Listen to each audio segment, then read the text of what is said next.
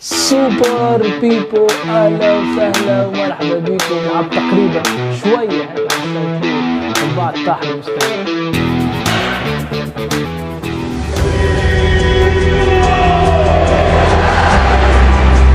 بعد النقاشات والجدل والمشاكل والحس على مباراة اتحاد بن قردين والترجي الذي تونس، تلعب المباراة اليوم الجمعة في ملعب 7 مارس في بن قردين وتنتهي بالتعادل الإيجابي 1-1.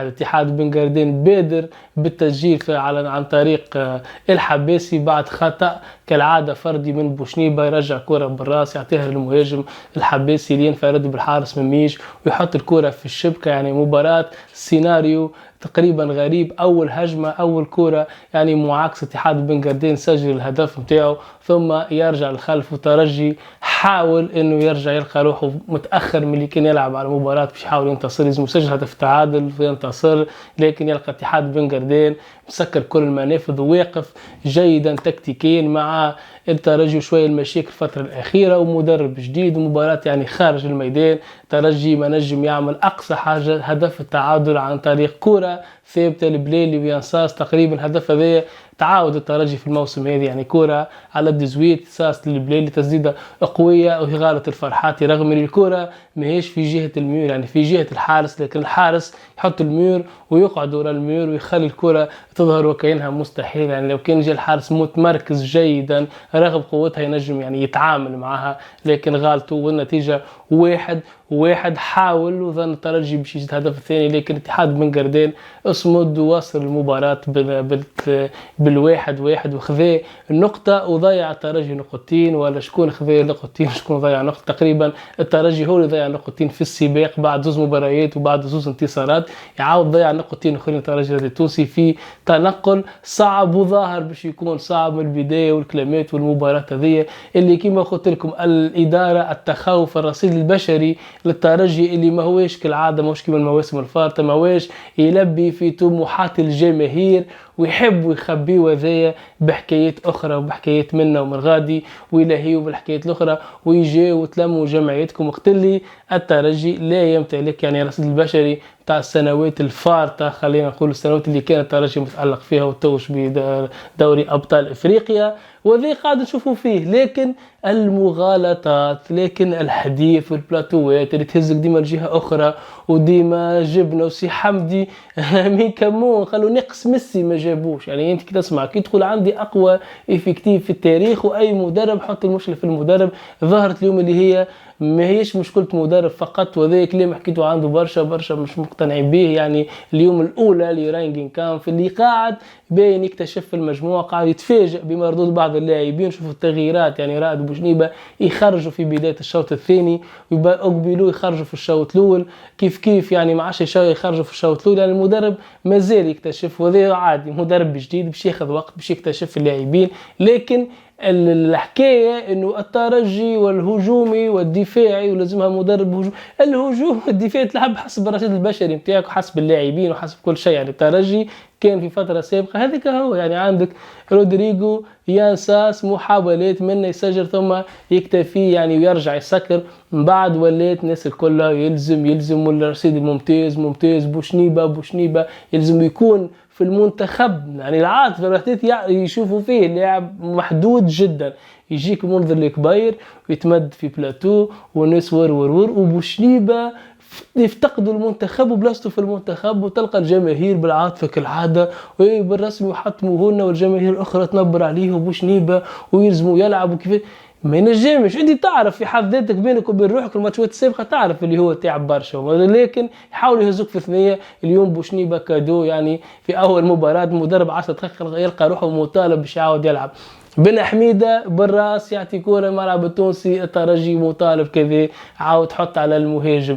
اخطاء في الدفاع يعني في التمركز ديما ساعات اخطاء بين مريح وتوغاي تو اخطاء بين مريح وجلاسي. وسط الميدان حسام تقى يعني كلام وحكيت على اللعبة ذي كيف يمشي طالع هاب فمش حاجة كبيرة. يعني كل مرة أولو ما يلعبش يهبط أولو في الشوط الثاني. يعني المشاكل ديما يتبدل اللاعب تقالي مش يلعب يقول لك ليه يلعب ممتاز يتبدل أولو بعد ترجع هبط يعني ماهيش هبط فلان وهبط فلتين بوقرة في الشوط الثاني فماش خطورة كبيرة، يعني ينصاص يجي كيما حب وراء المهاجم بليلي رودريجو ومعشة، لكن الترجي كان تقريبا يلعب كان في وسط التيران، واتحاد بن قردين مسكر يعني في المنطقة متاعه، وياخذ في كورات يعني في وسط الميدان متاع كونتر اتاك. شفنا حباسي حتى بعد الهدف بدا ياخذ في الثقة في روحه، مراوغات يمشي مباشرة المريح، يحاول يراوغ به، يحاول يتفن يعني استعراض، لكن ما يلقاش المساندة سيود ولا يرجع يعني التالي، ولا تشوف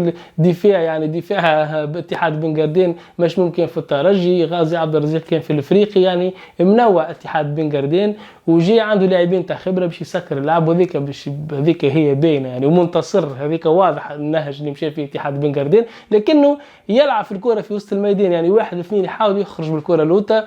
المشكله نتاعهم التمريرات الخاطئه، على 5-4 تمريرات تلقى 2-3 غالطين يعني، ينجح النسبه نتاع تضييع الكرات الخاطئه من اتحاد بن قردين نسبه كبيره برشا، وزادت في الشوط الثاني. والترجي بعد مشى في نفس الشيء يعني، الترجي زاد في الشوط الثاني التغييرات، ولا حتى هو يلعب كرة تمشي يمين يسار ثم تمريرات خاطئة يعني. دخلنا في وقت من الأوقات يعني اتحاد بن قردين تشكر الترجي، والترجي عاود يرجع كرة لاتحاد بن قردين يعني. ملخص الأمور يعني الرصيد البشري للفنيات اللاعبين هذاك هو الموجود يعني. انت اليوم المدرب الجديد عنده برشا خدمه، ومع الخدمه ذي عنده حاجه اخرى انه لازم يكتشفهم يعني، لازم يكتشفهم، لازم يعرفهم، لازم يجربهم. وقت اللي هما كانوا يحبوا يسوقوا يحبوا يوصلوا اللي فما اقوى واحسن واروع ما فما وفي كتير، وقت انت ما عندكش ظهير ايمن وظهير ايسر، الهجوم يعني كي اليوم كي تسكر عليك ترى المساحات ما عادش تلقى يعني الطريق، وما عادش تلقى كيفاش ما عندكش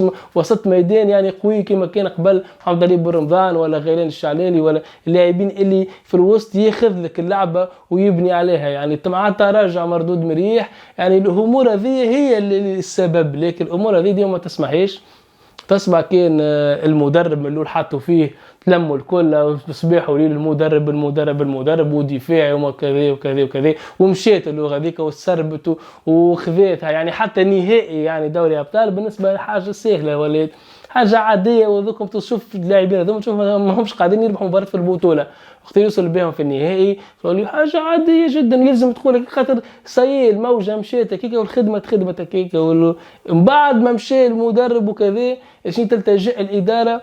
المشاكل الجانبية، المؤامرة، الجوارات ينبروا عليهم في المنتخب، الرزنامة أو ما يحبوش يلعبونا أو كذا، اللي يحكيوا من الجماهير برا حطهم في خانة النبارة، اللي ما همش من الجماهير بتبعت كيف واحد كيف أنا هذوكم من جماهير أخرى ما يلزمكش تسمعهم وصيب عليك.